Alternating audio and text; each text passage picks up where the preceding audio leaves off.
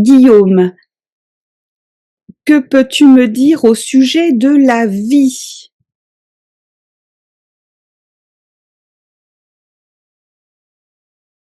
Un mur? C'est assez difficile à décrire. Il y a un fond vert, on est une paroi rocheuse. C'est un peu comme une limitation, Mhm. un obstacle. Et en même temps, je vois quelque chose à dépasser. Oui, je disais à surmonter. Oui. Tristesse. On aurait pu attendre, en évoquant la vie, des cartes très légères et joyeuses, et là, c'est plutôt assez sévère. C'est comme une épreuve à surmonter et qui est pleine, Mhm. de mésaventures. Oui, oui, c'est une épreuve. Austérité. C'est une épreuve qui réduit, qui limite. Mhm. Là, il y a vraiment quelque chose de très réducteur par rapport à une potentialité, je dirais.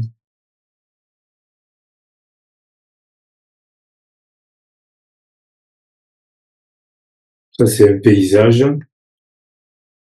La définition même de la vie, c'est ça.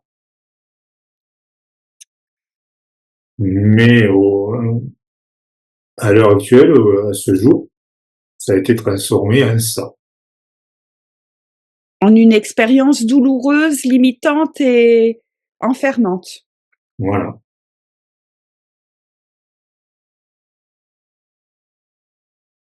Passivité.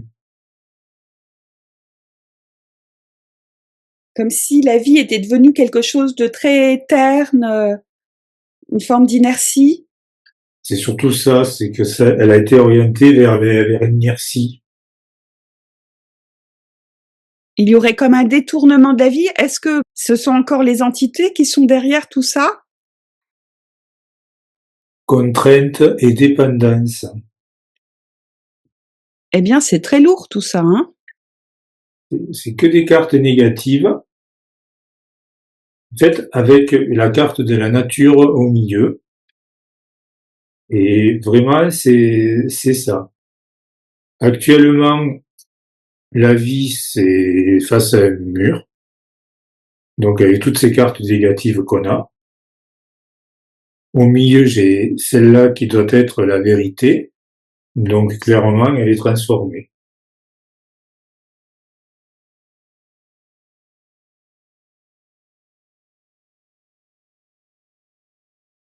Est-ce que ça voudrait dire aussi que c'est en se rapprochant de la nature, en communion avec la nature, qu'on peut retrouver une amplitude de vie, plus belle, plus grande?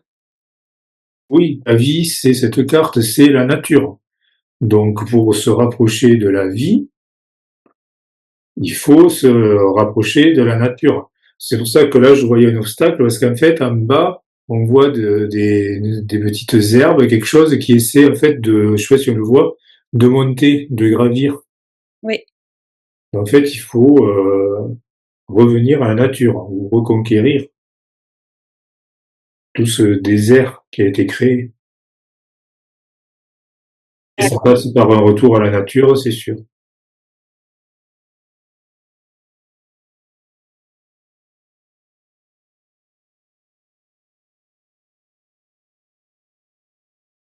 Et ce détournement de la vie, est-ce qu'il a été initié par, ces entités-là, dont on ne voulait plus parler, mais qui peut-être sont derrière tout, hein?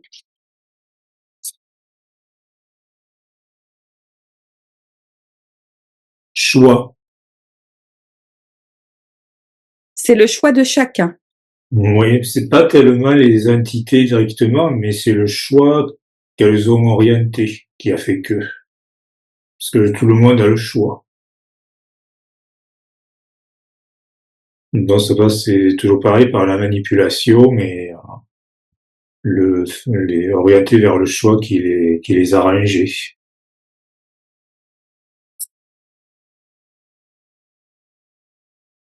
intuition. En fait, ce sont elles qui ont donné l'idée de s'éloigner de la nature et d'inventer un monde qui est devenu complètement austère, enfermant, limité et triste. Autant le choix peut orienter vers tout ce qu'on a là de négatif, autant si on fait le choix de, en passant par l'intuition, on revient à la nature. Et l'intuition, ça peut être aussi la connexion à la supraconscience. Également, oui.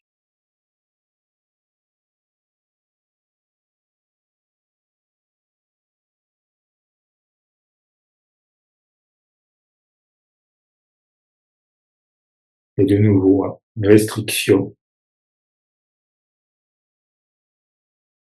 Donc, plus on s'éloigne de la nature, de notre intuition, de notre connexion à notre supraconscience, plus la vie devient quelque chose de très laid, de très désagréable. De très restreint, de très réduit.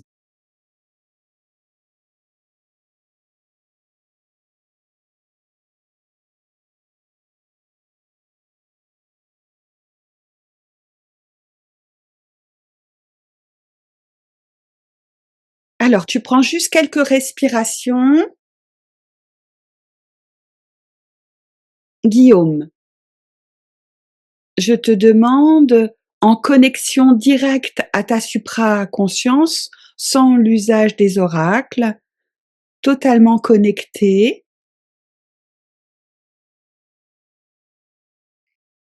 le sujet est celui de la vie. Que reçois-tu comme information?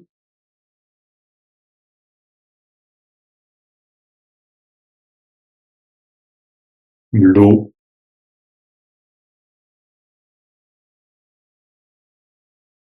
Je vois de l'eau en mouvement.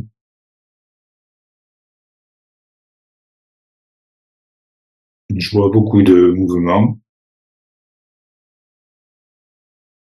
Je ressens beaucoup de joie dans tout le corps. Ça grouille de vie, justement, beaucoup de joie, de mouvement, de pétillance. Là, tu reçois directement ce que chacun devrait éprouver en étant vivant, c'est-à-dire ce mouvement, ces pétillements, cette joie. Ça, c'est l'expression même de la vie. Un état instanté, sans réflexion, sans observation, juste être. Être dans l'instant présent, dans toutes ces sensations, ces émanations qui apportent énormément de joie. Voilà. Et ça, c'est la vraie vie. Ouais. Et c'est cette manifestation de la vraie vie que chacun devrait vivre justement plus souvent, plus régulièrement. Être, même vivre, mais être, ouais. Être cet état. Pas être dans cet état, mais être cet état. Être cette manifestation où on sent le mouvement, le pétillement, la joie. Quand on est dans ce ressenti-là, ça veut dire qu'on exprime vraiment ce qu'est la vie. Ouais.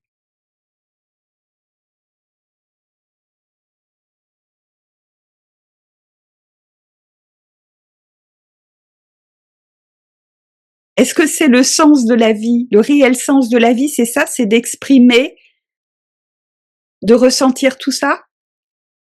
C'est d'être simplement, sans chercher à comprendre, à savoir pourquoi, comment, juste être.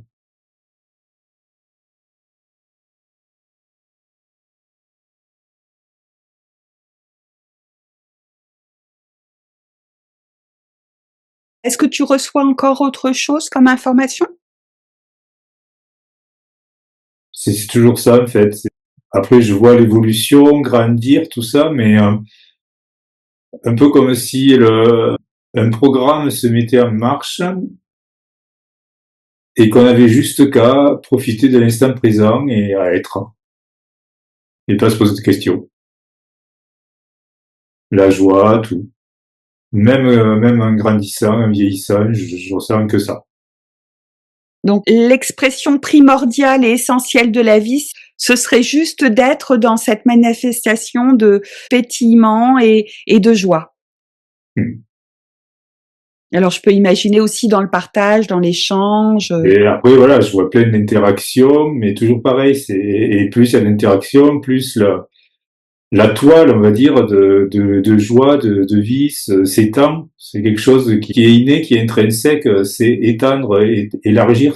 Comme une onde propagée, voilà, ces sensations, ces Mmh. manifestations. Mmh. D'accord.